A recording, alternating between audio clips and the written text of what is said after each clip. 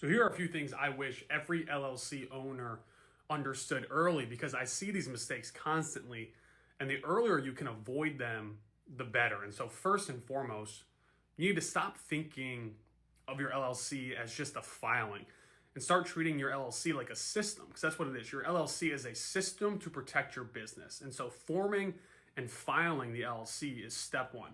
Running it correctly is everything after that. And that's the system we need to create. And so that means having an operating agreement. And that operating agreement actually has to reflect how the business works, not just a generic template you never look at again. So if ownership, if decision making, if profit splits change, the document needs to change with it. That document needs to be living and growing with the business. And second, you need to be intentional about how money moves through your LLC. And so business income goes into business accounts.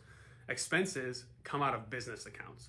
Transfers to you or ownership draws should be clear and labeled. And so when money floats back and forth without structure, it weakens the separation you want to rely on if things ever go wrong.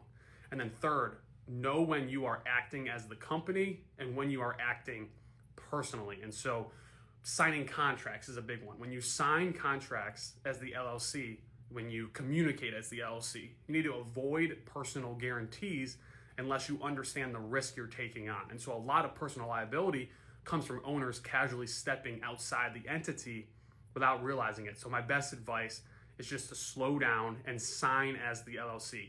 Fourth, you should always document major decisions. You don't need full-on corporate formality like you would with a corporation, but you do need a record. So bringing on a partner, buying someone out, taking on debt, changing roles. These things should be reflected in writing, even if it's a simple change. And then finally, you need to plan for problems before you have them. So just get ahead of the issues. That's the goal with this system. How do we get ahead of the issues? What happens if a partner wants out? What happens if someone stops contributing?